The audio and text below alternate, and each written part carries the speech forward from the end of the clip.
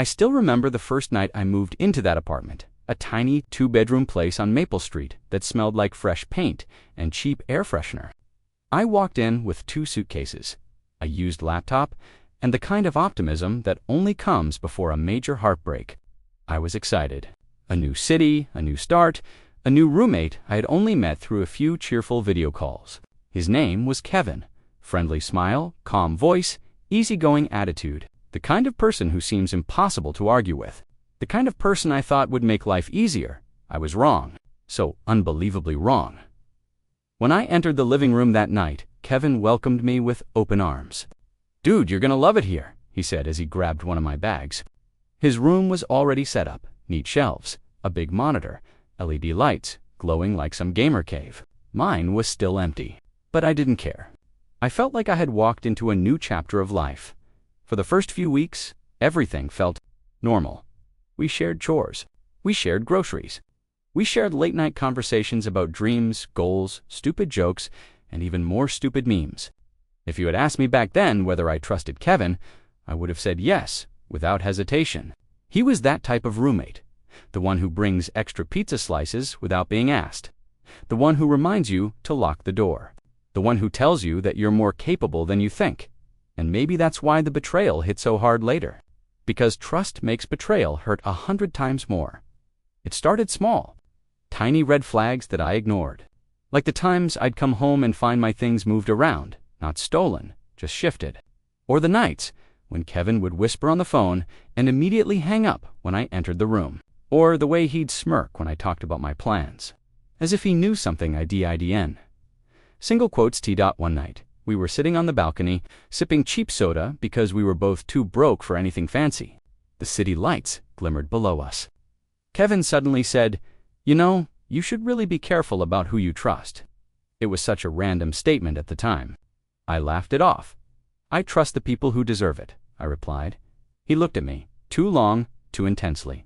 If I had paid attention to that look, maybe I would have seen the truth hiding behind it. Maybe I would have realized that the person I needed to be most careful about was sitting right next to me. Things escalated a month later when I got a new job opportunity, a position that paid well, something I had worked hard for. I told Kevin about the interview, and he seemed genuinely excited. He even helped me prepare. "Man, you're gonna crush it," he said as he tested me on mock questions. But on the morning of the interview, something felt off. I woke up late. My alarm never went off. My suit, which I had ironed the night before, was mysteriously wrinkled. And when I rushed to grab the USB containing my presentation, it was gone. Vanished. I tore the room apart, searching for it. I asked Kevin if he had seen it, and he played innocent. Shrugging casually as he scrolled through his phone, "You probably misplaced it," he said. Smirking in a way that made my stomach twist.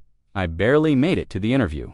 I stumbled through a rushed version of my presentation, sweaty, unprepared, and anxious. I left the building convinced I had ruined everything. When I got home, the USB was sitting neatly on my desk, placed perfectly, almost too perfectly.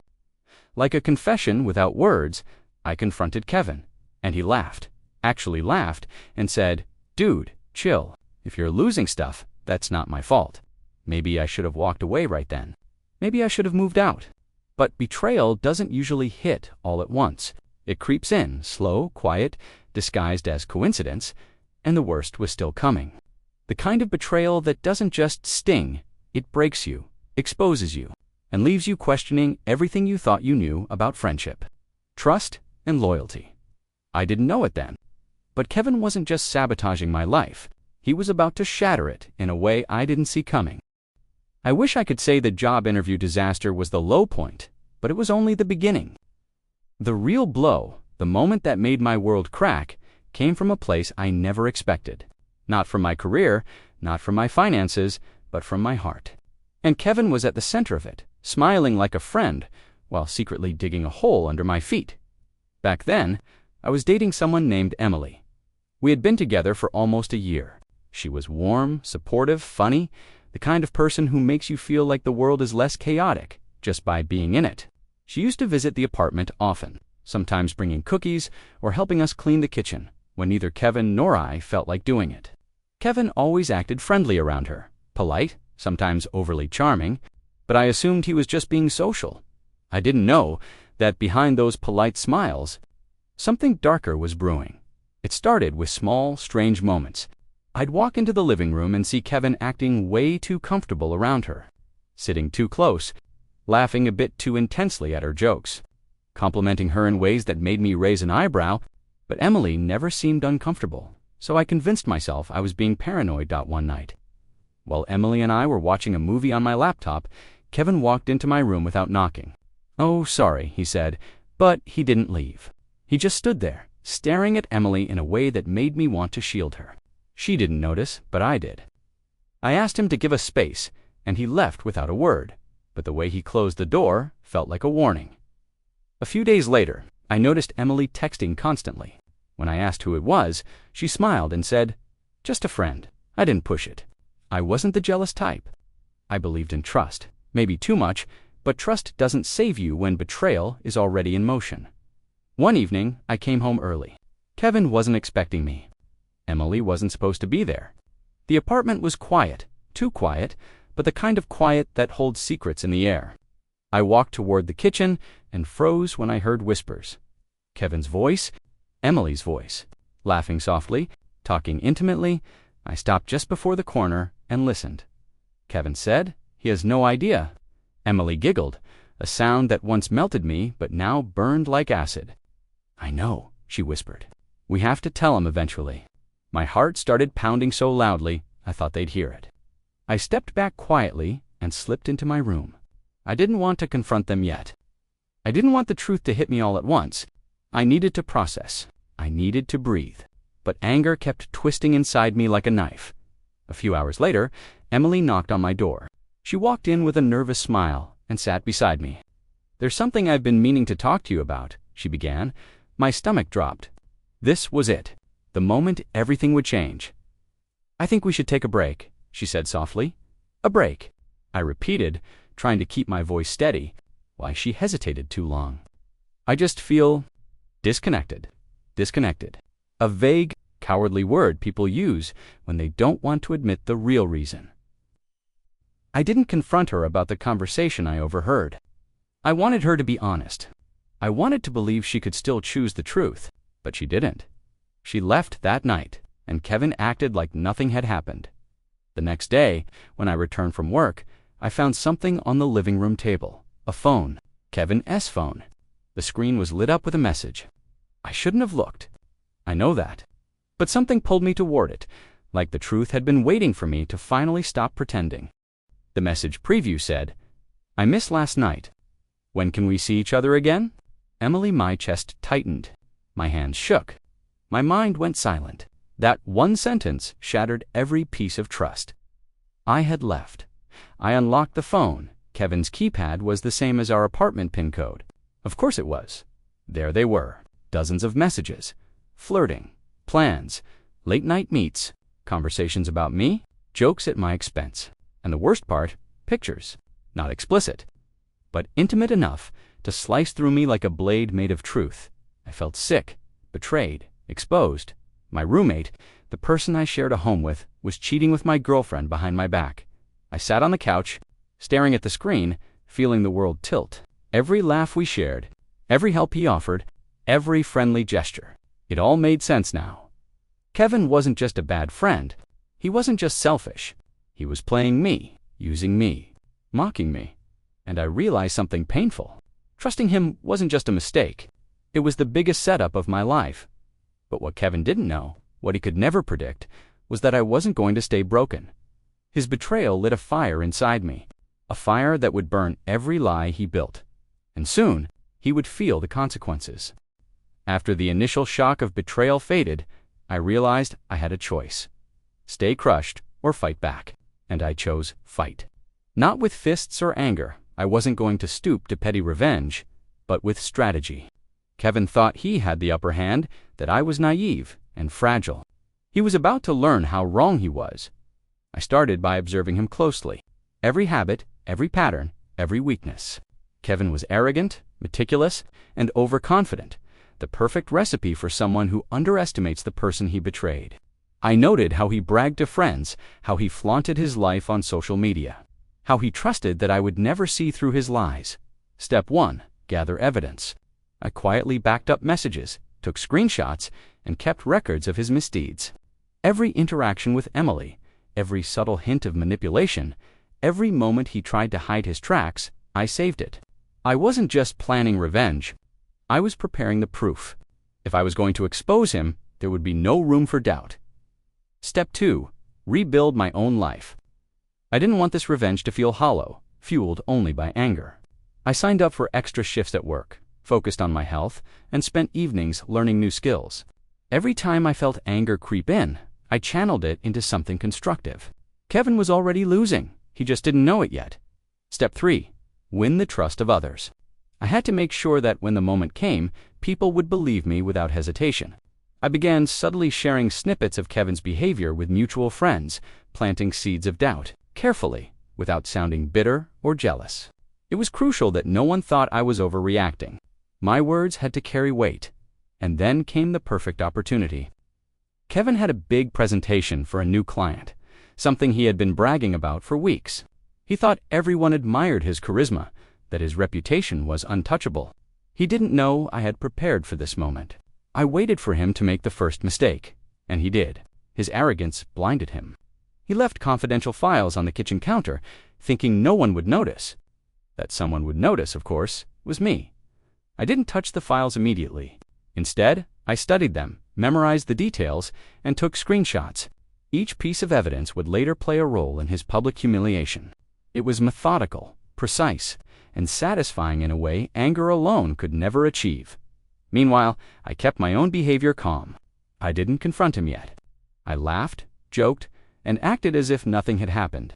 Every sarcastic comment, every smile, it was a mask. Kevin believed I had moved on, that the betrayal didn't affect me. Little did he know, my calm was the deadliest weapon of all. And Emily. I hadn't spoken to her in days. She had apologized, tried to justify her actions, but I stayed distant. She needed to see that betrayal had consequences, but also that I was rising above it. No tears, no begging, just silent strength. The realization that I no longer needed her validation was liberating by the end of the week. The pieces were in place. Evidence collected, allies subtly informed. Kevin's arrogance left him vulnerable. The final step would be simple. Reveal the truth in a way that couldn't be ignored.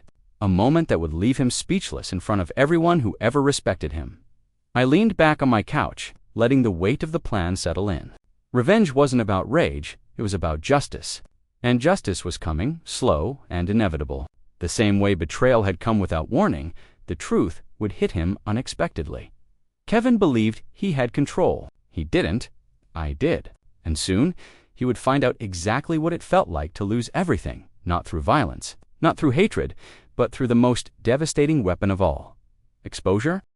Kevin had no idea what was coming. He strutted into his office for the client presentation.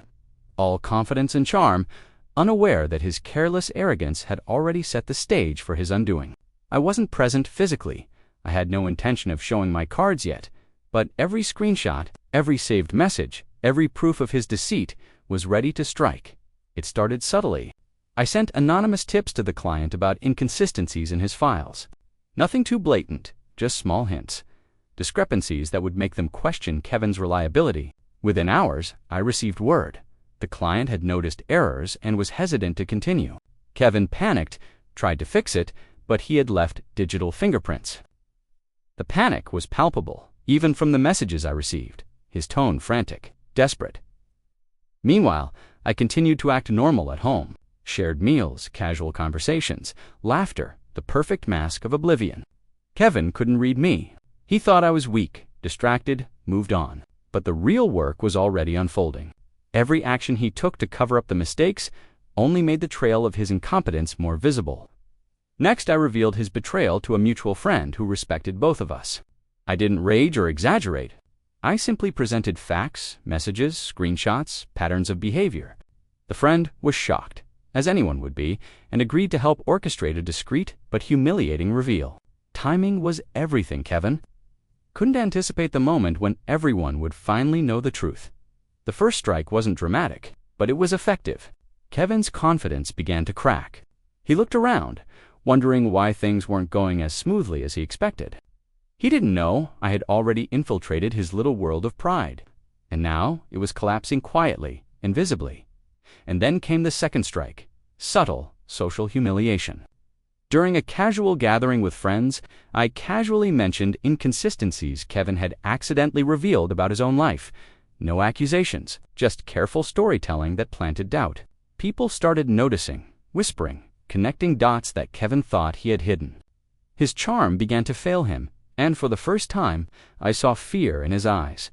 Kevin's arrogance, once untouchable, began to crumble. Each whisper, each question, each subtle reaction chipped away at his carefully constructed facade.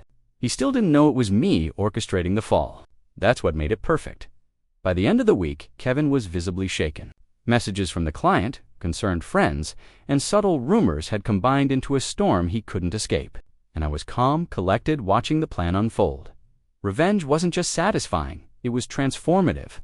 For the first time in weeks, I felt empowered. I wasn't the victim anymore. I was the author of the outcome. And Kevin, he was trapped in a web of his own making, oblivious that every strand had been laid out by the person he betrayed most. Soon, the ultimate reveal would come, the one moment that would leave him completely exposed, publicly humiliated, and without escape. Kevin walked into the party that night with his usual smugness. Friends greeted him warmly, unaware of what was coming. I arrived shortly after, calm and composed, carrying the proof I had meticulously collected. I didn't need to yell. I didn't need to argue. The evidence spoke for itself. During a casual conversation, I asked to speak to everyone. The room quieted, curiosity rising. With deliberate calm, I began to reveal Kevin's actions, the cheating, the manipulation, the lies. Screenshots, messages, and inconsistencies were shown one by one. I narrated the story without emotion, letting facts carry the weight. Kevin's face turned pale. His usual smirk vanished. He tried to interrupt, to deny, to charm his way out, but everyone saw it. The proof was undeniable. His friends, colleagues, and even mutual acquaintances were shocked. Kevin, who had thought he could control the narrative, was left speechless. The humiliation wasn't cruel. It was inevitable justice. Every lie he had told, every trust he had betrayed, had led him to this moment. I watched quietly, feeling a strange mix of relief and closure. He didn't leave immediately. He lingered, embarrassed, trying to salvage dignity. But once the weight of exposure hit fully, there was nothing left. The arrogance that had defined him was gone. He had nothing but the stunned silence of those who had once admired him. The days after were quiet. Kevin avoided contact.